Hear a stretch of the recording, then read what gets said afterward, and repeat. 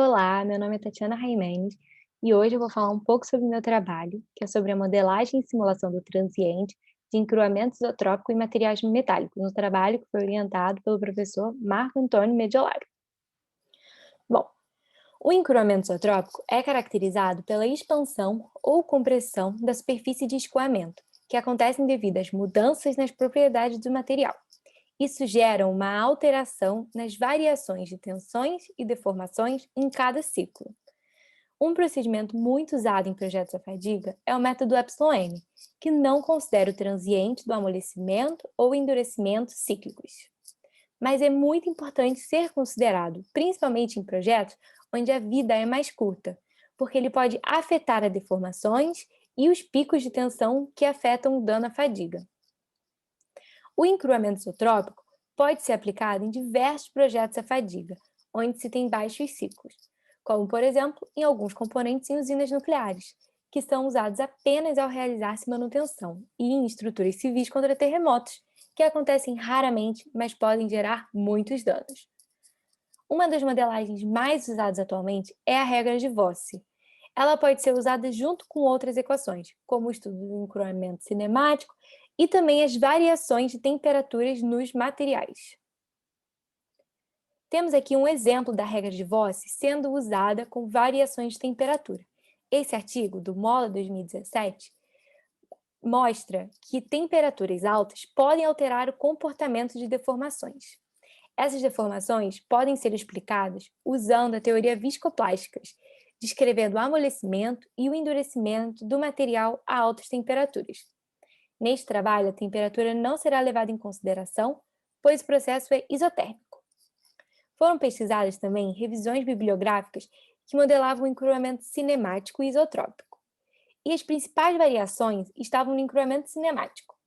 O isotrópico era sempre baseado na regra de Vosse, como, por exemplo, nos artigos do Sum 2013, Bruns 2017, Cardoso 2009, Friborg 2011 e entre outros autores. Não foi encontrada nenhuma equação para o isotrópico que fosse mais sofisticada que a regra de Vosse, sem ter que entrar na parte do encruamento cinemático, que não é o foco deste trabalho.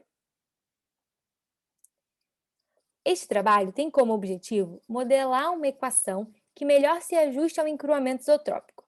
Conforme dito anteriormente, os ciclos de encruamento, que geram endurecimento ou amolecimento no material, são uma característica importante de problemas de fadiga a baixo ciclo. No caso isotrópico, o raio da superfície de escoamento, que determina sua atual resistência ao escoamento, tende a variar gradativamente até a resistência ao encruamento cíclico. Um dos modelos utilizados para quantificar o encruamento isotrópico é o modelo de Ramberg-Osgood.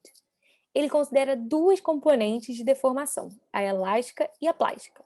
E a partir disso, ele chega nesta equação. Um outro modelo muito utilizado para quantificar o encruamento isotrópico é a regra de Vosse. Ela diz que a evolução do encruamento se dá em função de incrementos infinitesimais dp da deformação plástica equivalente. Aqui, abaixo, temos a regra de Vosse na forma diferencial e depois na forma exponencial, onde P é o somatório dos módulos das deformações plásticas, que, para o caso uniaxial, é um problema escalar, e então gera deformação plástica acumulada. Normalmente, os processos de deformação plástica do encruamento isotrópico são dependentes, principalmente de P, a deformação plástica acumulada. Mas ela não é a única variável. Existem também os efeitos da amplitude, que será visto mais à frente. Para calcularmos o valor do coeficiente de encruamento H, a partir de Ramberg-Osgood, calcula-se primeiro o pico e o vale de cada ciclo do material. Para cada um desses ciclos, é calculado um coeficiente de encruamento H. O expoente H'c é constante, ou seja, ele não se altera com os ciclos. Isso é uma simplificação que facilita a modelagem, pois assim temos uma equação escalar ao invés de uma com muitas variáveis diferentes. Podemos assim concentrar todo o isotrópico em um valor H. Neste trabalho foram analisados dois materiais, o aço 1020 e o alumínio 7075 T6. Todos os dados obtidos foram obtidos de outros trabalhos orientados pelo meu orientador. Aqui vamos falar um pouco sobre o aço 1020. Na figura da esquerda, podemos observar os laços de esterese completos do aço 1020. Podemos ver que existem alguns laços que estão fora do padrão em relação aos outros ciclos. Ao analisar separadamente, podemos ver na figura do meio os primeiros ciclos acontecendo, e pode-se ver um amolecimento acelerado. E na figura da direita, temos os últimos ciclos acontecendo, que acontece um amolecimento mais lento. Nessa figura, temos a curva dos coeficientes de encruamento usando a equação de Ramberg-Osgood. É possível observar que no começo se tem um amolecimento acelerado, seguido de um endurecimento mais lento e um amolecimento mais lento ainda no final, confirmando as análises feitas anteriormente dos laços de esterese. A fim de encontrar um modelo que se adeque melhor ao transiente do encruamento isotrópico, aplicamos a regra de Voss no software MATLAB. Foram feitos vários ajustes aos coeficientes e à taxa de encruamento, tanto automaticamente como visualmente, pois nem sempre o automático gera bons ajustes. Foi usado o comando LSQ Curve Fit, que usa mínimos quadrados para aproximar a curva de Ramberg-Osgood.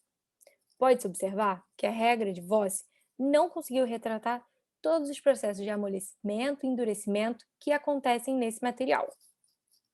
Então, eu propus uma modificação da regra original de Voss, que seria somar dois processos em paralelos para tentar retratar todos os processos que acontecem a taxas diferentes para cada processo. Temos o primeiro termo, H0 menos H1, que representa o amolecimento da curva, e o segundo termo, H1 menos HC, que representa o endurecimento. Assim como no teste anterior, foram feitos vários ajustes, tanto automaticamente como visualmente, até chegar nesta curva. Ela ainda não retrata muito bem todos os processos. Ela está melhor do que a curva anterior, que foi usada a regra de Voss uma vez. Então, eu propus mais uma modificação na regra original de Voss, somar 3 processos em paralelo para tentar retratar todos os processos. Os termos H0 menos H1 e H2 menos HC representam amolecimento da curva, e o termo H1 menos H2 representa o endurecimento. Isso tudo a 3 taxas diferentes. Assim como nos testes anteriores, foram feitos vários ajustes, tanto automaticamente como visualmente, até chegar nesta curva. Podemos ver que esse modelo se ajustou muito bem, confirmando mais uma vez que realmente existem 3 processos acontecendo a 3 taxas diferentes. E agora vamos falar um pouco sobre o alumínio 7075T6. Nessa figura, podemos ver os laços de esterese. Podemos ver que esses laços estão se deslocando para cima, indicando que o material está endurecendo. Ou seja, a cada incremento de deformação, a tensão está aumentando. Já nesta figura, temos a curva dos coeficientes de encruamento por Ramberg-Osgood, e podemos realmente ver que o material está endurecendo. Esse ensaio foi feito sob amplitudes crescentes de deformação em vários patamares de encruamento isotrópico, até cada um deles se estabilizar. Podemos ver que há uma grande dependência da deformação plástica acumulada e o transiente é influenciado por essas amplitudes, que estão crescendo. E esse efeito não é modelado pela regra de Voss. Essa regra consegue prever um efeito médio da plasticidade acumulada através da curva suave ajustada. Não foi encontrado nas literaturas nenhuma regra que incluísse o efeito dessa amplitude. Podemos ver nesta figura o ajuste sendo feito usando a regra de Voss uma vez. Foram feitos vários ajustes, tanto automaticamente como visualmente no MATLAB, até chegar nesta curva. Podemos ver que não houve um bom ajuste. Assim como no teste anterior, foram feitos vários ajustes, tanto automaticamente quanto visualmente, para chegar nesta curva. Ela ainda não retrata muito bem todos os processos, e está muito parecida com a curva anterior, que foi usada a regra de Voss uma vez. Nesta figura, temos a regra de Voss sendo usada em paralelo 3 vezes, e mesmo após vários testes, a curva não se ajustou bem a todos os saltos de endurecimento do material, como já era esperado. Diferente do material anterior, este caso tem diversas amplitudes de deformação, ou seja, a cada amplitude ela tem a tendência a ter diferentes expoentes H'C. Bom, para o aço 1020, foi observado que existe mais de um processo de endurecimento e amolecimento acontecendo. Tinha uma taxa de amolecimento muito rápida acontecendo nos primeiros ciclos, e depois um endurecimento cíclico mais lento, e por fim um amolecimento que levou muitos ciclos para se estabilizar. Foi analisado que a regra básica de Voss não era suficiente para ajustar os dados. Então, foi proposto um modelo com 3 termos de Voss para modelar os 3 fenômenos que estão acontecendo. E com isso, todos estes fenômenos foram bem reproduzidos. No alumínio 7075T6, a forma geral da curva retratou o fenômeno de endurecimento que estava ocorrendo no material, porém não com muita precisão, pois havia o efeito da amplitude.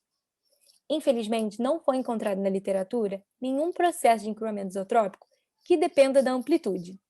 Foram encontradas várias regras de encruamento cinemático, com várias complexidades que não eram o foco deste trabalho.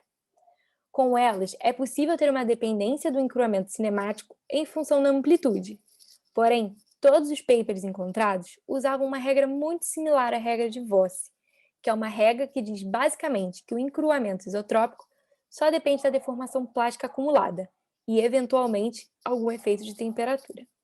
Não tem nenhuma dependência explícita das amplitudes das deformações que estão sendo aplicadas. Os patamares do alumínio 7075T6 eram esperados, porém, não foi encontrada uma maneira melhor de modelar. Muito obrigada!